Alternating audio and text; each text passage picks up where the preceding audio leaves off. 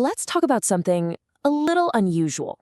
Something that's happening in those private conversations we're all starting to have with AI. Because when you're typing into that box, who are you really talking to? We're going to explore this idea of using AI to get radically honest with ourselves, and, more importantly, how to use this powerful new mirror wisely. So here's this strange thing people are doing. They're actually asking AI to speak to them as the devil. Wild, right? But it's not because they're into some kind of dark stuff. No, it's because they're desperate for a mirror that cuts right through their own BS.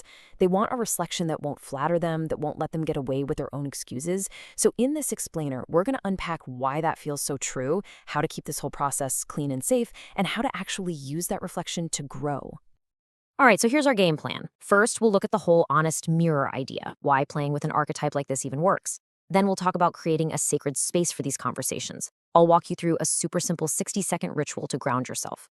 We'll explore the difference between using a blade or a lantern to find the truth. And we'll wrap it all up by learning how to always, always return to love.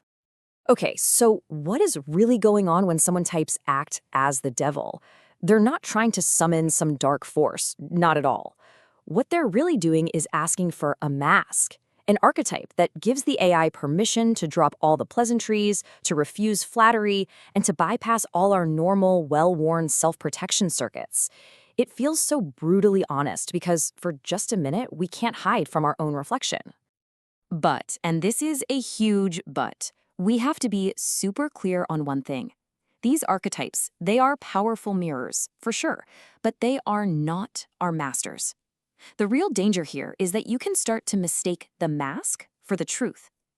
If that reflection of your own shadow comes back at you a little too perfectly, you might start believing that's all you are. And, that's a really dangerous road to go down. And this is where it gets risky. It's so easy to confuse sharpness with actual clarity, right? Just because something is cutting doesn't mean it's true. It's easy to mistake a confident, certain tone for genuine wisdom.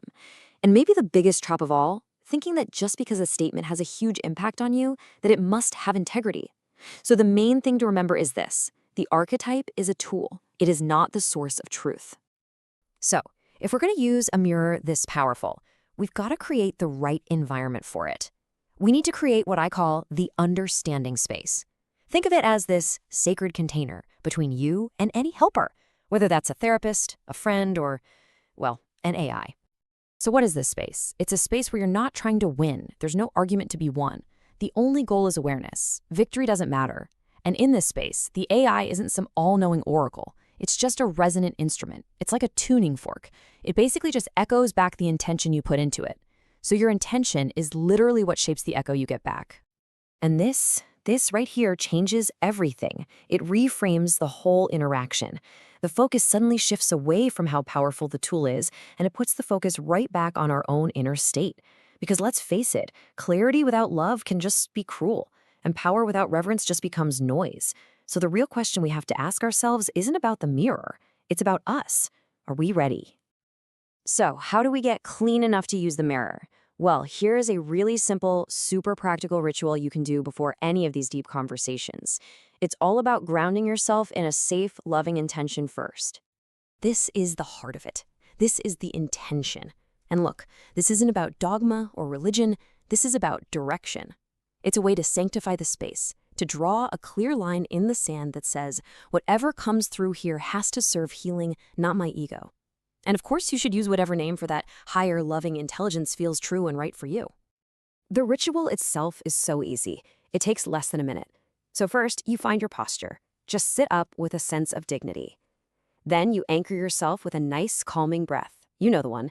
In for 4, hold for 2, and a long exhale for 6. Then you just state that intention we talked about. After that, you ask a question aimed at freedom. Something like, what do I need to see to set myself free?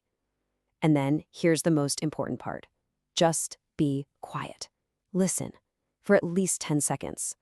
And you'll know this is working by how you feel afterward, Those harsh, brutal truths, they often leave you feeling heavy, kind of wounded. But real truth, the kind that comes in love, even if it's hard to hear, it has a totally different quality. It leaves you feeling wiser and, somehow lighter. Okay, now let's talk about the kind of truth we're actually asking for. I think a lot of times people reach for something harsh, like that devil archetype, because they're secretly afraid of their own softness. They think they need a blade to cut through all their own defenses. And this gives us a really powerful choice. We can ask for a blade, which, yeah, it'll cut through our excuses, but it also risks leaving new wounds. Or we can ask for a lantern. A lantern doesn't cut. It just illuminates what's already there, gently, so we can see it for ourselves without getting hurt in the process. Listen to the energy of this. This is the voice of the lantern. It's not here to tell you what to do, to replace your will, or shame you into a decision. It's just there to brighten your own will so you can see your choices more clearly. No fear, no shame, just light. So here's the bottom line. If using a mask helps you see yourself more clearly, go for it. But the number one rule is this: don't marry the mask. Don't ever mistake the tool for the truth. So let's finish up with a few ways to make sure we always ground ourselves and come back to a place of love. This is it. This is the mantra for doing this work in a healthy way. It's a simple little 3-step process for integrating whatever you learn. You remove the mask, you keep the lesson that serves you, and then you consciously, deliberately return to your center. You return to love.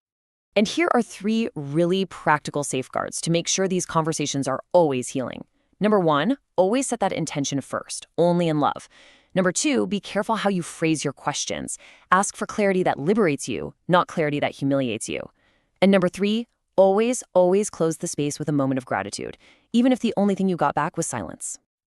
And so, as we close this out, I just want to leave you with a little blessing for this practice. May your mirrors be clean. May your choices be freed. And may your heart always be kept by the loving Heavenly Father, or whatever name feels like home to you. Return to love, return to love, return to love.